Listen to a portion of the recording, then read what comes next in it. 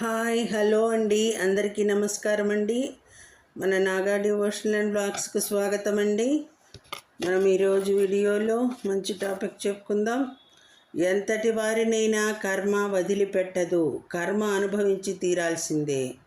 ప్రతి ఒక్కరూ చదవవలసిన కర్మ సిద్ధాంతం, కర్మసూత్రం, కర్మ పాఠం శివపరమాత్ముని జ్ఞానరత్నాలు గురించి చెప్పుకుందాం. శివపరమాత్ముని జ్ఞానరత్నాలు గురించి వెళ్ళిపోదాం టాపిక్లోకి. మధురమైన పెద్దల్లారా, పిల్లల్లారా, మీరు మీ జీవితంలో ముందుకెళ్తున్నప్పుడు చెడిపోయిన మీ జీవిత ప్రయాణాన్ని మీరు మెరుగుపరుచుకోవచ్చు. మీరు ఇప్పుడు మారవచ్చు. ఇది మారటానికి మంచి సమయం. లేకుంటే ఎక్కడో ఏ మూలన మీరు దాక్కున్న 7-8 తాళాల లోపల మీరు దాక్కున్నా కూడా కర్మబంతి నిన్ను వదలదు. కర్మబంతి ఖచ్చితంగా ప్రతి తాళాన్ని పగలగొడుతుంది. వాటిని పగలగొట్టిన తర్వాత కర్మబంతి మీ తలపై బలంగా తాకుతుంది. ఇది కర్మబంతి యొక్క ప్రతిఫలం, చర్యకు ప్రతిచర్య. ఇది కర్మ యొక్క పరిణామం. కర్మ నుంచి ఎవరు తప్పించుకోలేరు. అతను లేదా ఆమె ఎవరు అయినా కర్మ నుంచి ఎవరు తప్పించుకోలేరు. ఎవరైనా అంటే వారు ఎవరైనా కావచ్చు.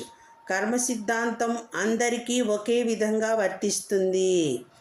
పిల్లలైన మీరు తండ్రి ముందు ఈ ప్రదేశంలో కూర్చున్నప్పుడు మీరు మాట్లాడితే మీ యొక్క చిన్న స్వరం కూడా ప్రతిధ్వనిస్తుంది, ఒకరికొకరికి వినిపిస్తుంది. అలాగే ప్రపంచం, విశ్వం కూడా ఒక గుండ్రని గోళం లాంటిదే. ఇందులో పిల్లలైన మీ ప్రతి సంకల్పం ప్రతిధ్వనిస్తుంది. మరియు ప్రతి సంకల్పం, ప్రతి కర్మ ప్రపంచం, విశ్వం మొత్తం ప్రతిధ్వనిస్తుంది. ప్రపంచపు గోడలను ఢీకొంటుంది. మీరు ఎక్కడైనా ఖాళీ స్థలంలో శబ్దం చేసినట్లయితే ఆ స్వరంలోని శబ్దం ఒకటి కాకుండా 10 శబ్దస్వరాలుగా మీ ముందుకు వస్తాయి. శబ్దం ప్రతిధ్వనిస్తూ మీ ముందుకు వస్తుంది. ఇలా ఎందుకు జరుగుతుంది? మీరు ప్రాక్టికల్గా చూడండి. మీరు కొంచెం శబ్దం చేస్తే అది గోడలకు తగిలి అనేక శబ్దాల రూపంలో మీ ముందుకు వస్తుంది. ఈ విధంగా ఈ ప్రపంచం, విశ్వం కూడా గుండ్రంగా ఉంటుంది.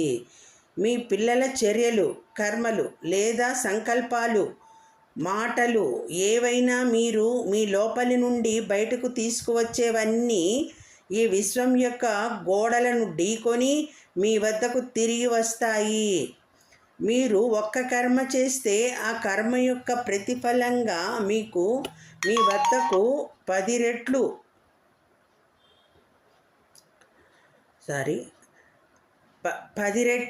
పెరిగి తిరిగి వస్తుంది. ఇది ప్రకృతి నియమం, సృష్టి నియమం. ఈ ప్రపంచం కూడా గుండ్రంగా ఉంది. మీ ఆలోచనలు, మాటలు, చర్యలు అవి ఏ భావాలతో ఉద్భవించినా అవి ప్రపంచం, విశ్వం యొక్క గోడలను ఢీకొంటాయి. మరియు ప్రతిఫలంగా ఖచ్చితంగా మీ వద్దకు అనేక రెట్లుగా అయి తిరిగి వస్తాయి. కర్మ, మీ పుణ్యకర్మ అయినా పాపకర్మ అయినా అనేక రెట్లు పెరిగి మీకు మీ వద్దకు తిరిగి వస్తుంది. ఎవరిపైన అయినా మీ సంకల్పాలు, భావాలు బాగా లేకుంటే ఆ ప్రభావం మీపైనే పడుతుంది. ఆ చెడు సంకల్పాలు, భావాలు కూడా ఈ ప్రపంచాన్ని తాకి పూర్తి శక్తితో మీ వద్దకు తిరిగి వస్తాయి. ప్రతి ఒక్కరూ దీన్ని అర్థం చేసుకుంటారు కదా. మీకు అర్థమైందా? మీకు జ్ఞానం ఉంటే అప్పుడు మీరు అర్థం చేసుకుంటారు. మరియు మీరు అర్థం చేసుకోకపోతే మీరు ఇతరులను నిందిస్తూ ఉంటారు. మీరు ఎవరినైనా శపించినప్పటికీ అది కూడా తిరిగి పుంజుకొని మీ వద్దకే తిరిగి వస్తుంది. మరియు మీరు ఎవరి కోసమైనా ప్రార్థిస్తే అది కూడా మీకు 10 రెట్లు లేదా 1000 రెట్లుగా అయి తిరిగి వస్తుంది. ఇది కర్మసూత్రం, కర్మ సిద్ధాంతం. చాలామందికి జ్ఞానం ఉంది. మీరు ఏమి చేస్తారో దాన్నే పొందుకుంటారు.